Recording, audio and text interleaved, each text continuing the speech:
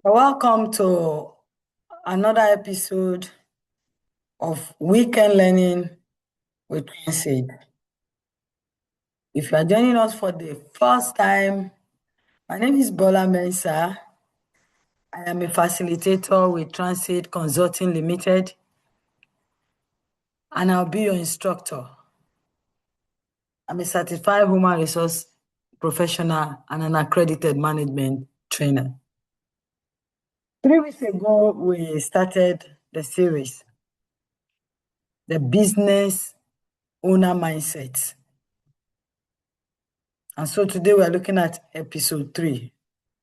So if you miss episode 1 and 2, please kindly watch it on our YouTube channel. So today we'll be looking at a very important aspect of having a sustainable business, managing the numbers. What are these numbers?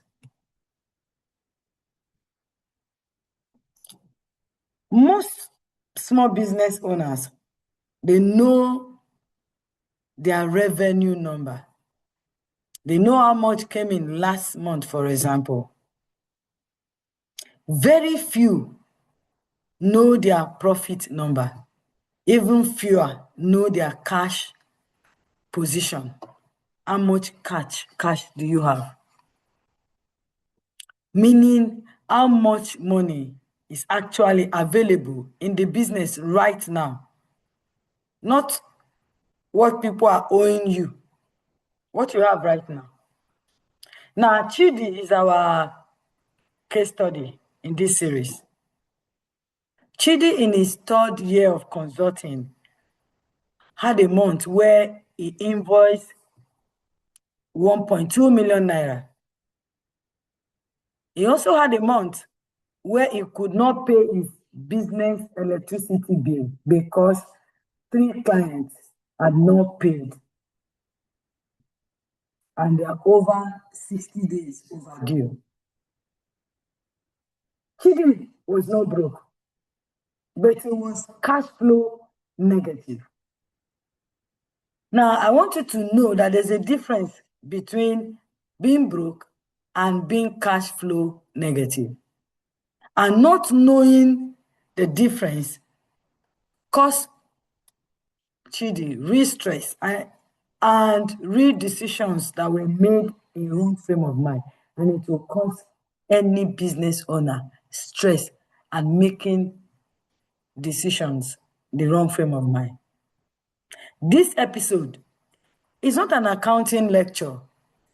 It is a practical guide to the 5 numbers every business owner needs to know and track regularly, and the basic habits that prevent financial blind spots from becoming financial crisis.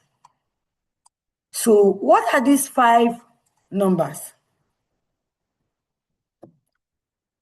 Number 1, monthly revenue. What came in this month? Not what you invoice. What actually arrived in your business account. Number 2, monthly fixed cost. The expenses you have, whether you do any work or not, such as rent, subscriptions, salary if you have staff, utility bills, and the rest. This number should not surprise you.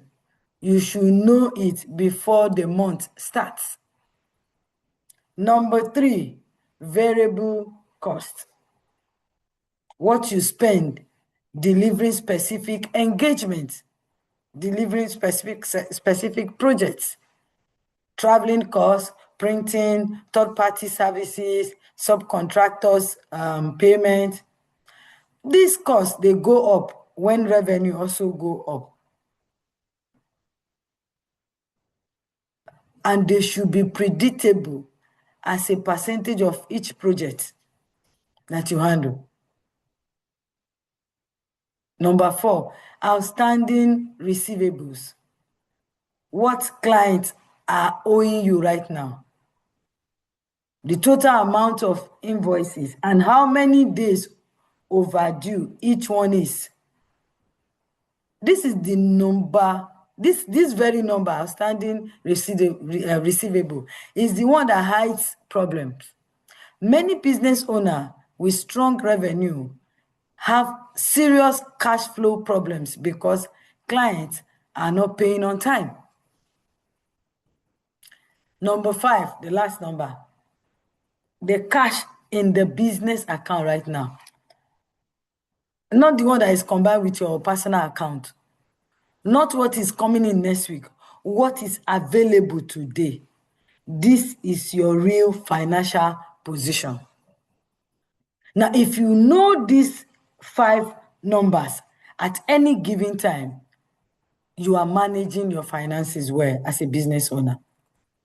If you do not, you are only guessing and you are working on a dangerous terrain. So you need to fix that. So now I want you to honestly be honest with yourself as you reflect and answer these questions. Without opening any app or document, I want you to answer these questions from your memory. What were your total costs last month? How much do clients currently owe you in unpaid invoices? How many months of expenses do you have in your business account right now as a buffer? So that if there's no business this month, you will not make wrong decision because you don't have anything to fall back to. No safety net. Now, if you struggle to answer any of those questions, well, it's not a character flaw.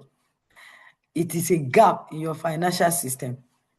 And gaps in your financial system, they show up as stress, bad decisions, and avoidable crises. So you can't joke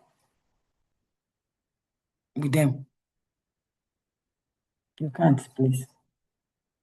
I want us to look at one problem, one major challenge that small business owners, especially, or even medium, or even some large business owners generally that they deal with, late payment.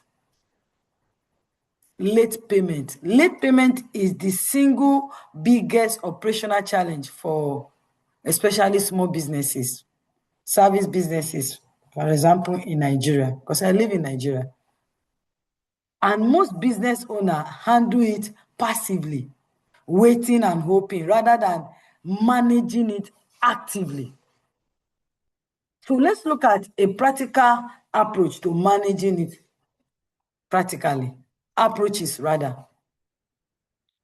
Number 1, invoice on the day you complete the work or on an agreed milestone. Oh, when we finish the foundation, 40% will be paid. You finish the work on the 10th, invoice. Don't wait until the end of the month, not when you remember. Secondly, set your payment terms clearly on every invoice. 30 days, for example, is standard. So if your client takes 60 days to pay and you keep quiet, that is a negotiation you have already lost if you did not set, because you did not set the terms upfront. Set it. What is your standard? Thirdly, follow up. If you say your standard is 30 days, follow up on day 31st if payment has not arrived. Not in a long email, a short message. You greet. So following up on invoice 175 for 500,000 naira due on August 4th, 2026. Please confirm when payment will be processed. You follow up again at day 45. At day 60, please make a phone call. Please make a phone call. That's how you manage late payment actively. Now, I strongly advise that you do not start new work for a client with an overdue invoice until the former invoice is paid. This is the most uncomfortable practice for most small business owners and the most financially necessary one. You must do it because you want to keep customers. So you keep piling up invoices. You do another work again, hoping that the person will pay. No, you're not managing late payment actively.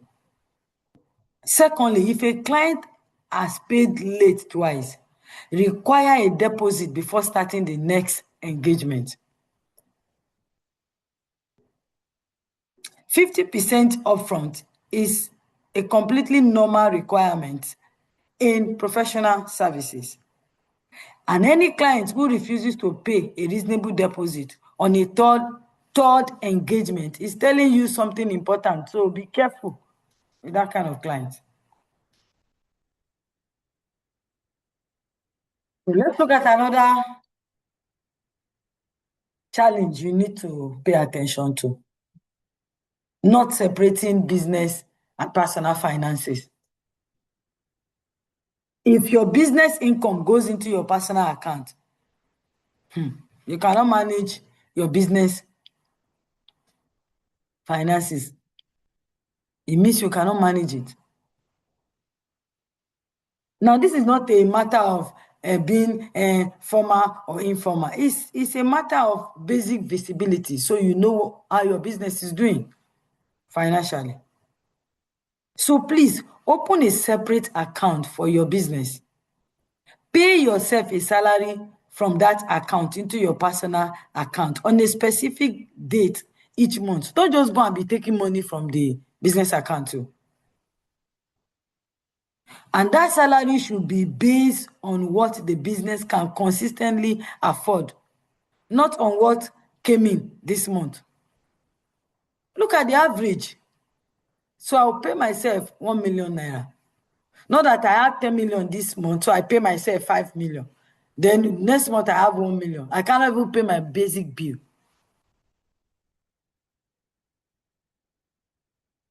Now, when you do this, you separate your business account from your personal account, you pay yourself a salary. This practice will do two things for you. It will tell you clearly whether your business is actually generating enough to pay you what you need. And it will also create a financial record of your business that is useful for tax purposes, loan applications, and your own planning. I know that many small businesses, especially in Nigeria where I live, they resist this because opening and maintaining a business account has cost. But I want you to know that those costs are significantly smaller than the cost of not knowing what your business is actually doing financially. So let's look at Chidi, our case study. How did he fix this issue? After his cash flow crisis, Chidi built a simple financial system. It's not a sophisticated one, a very simple one. He opened a dedicated business account first. He set up a spreadsheet that you can do with Excel with 5 rows. Monthly revenue, monthly fixed cost, outstanding invoices, current cash balance, and month-on-month trend. So you do it, for example, now, January month, you have another column again now, monthly revenue, monthly fixed income, outstanding invoices. That's why I say use Excel, so you can add, subtract, multiply, whatever is necessary. He updated it every Monday morning. The whole process took him about 15 minutes. He also introduced a payment policy. 50% deposit for new clients before work began. The balance due within 14 days of project delivery. In 12 months after introducing this system, he had one late payment situation. He followed up at day 15. The client paid on day 18. Chidi did not hire a financial person. He did not use complex software. He simply built one spreadsheet and look at it every week. That 15 minutes every week saved him from the financial stress that had been a constant background noise in his first 2 years of business. And I hope you are learning something from Chidi. So let's look at 3 financial habits that will change your financial position within 90 days if you do it. Number 1, track your 5 numbers weekly. The revenue in, the cost out, what is owed to you, cash on hand, and what's the trend? 15 minutes every Monday morning, check it. Invoice the day the work is done, not at the end of the month, the day it is done. Late invoicing is the first cause of late payment. Number 3 habits, the third habit rather, build a 2-month expense buffer. Before you spend money on growth, marketing, or equipment, just build a buffer of 2 months of fixed costs sitting in your business account. I'm telling you, this one practice will remove more business stress than almost anything else.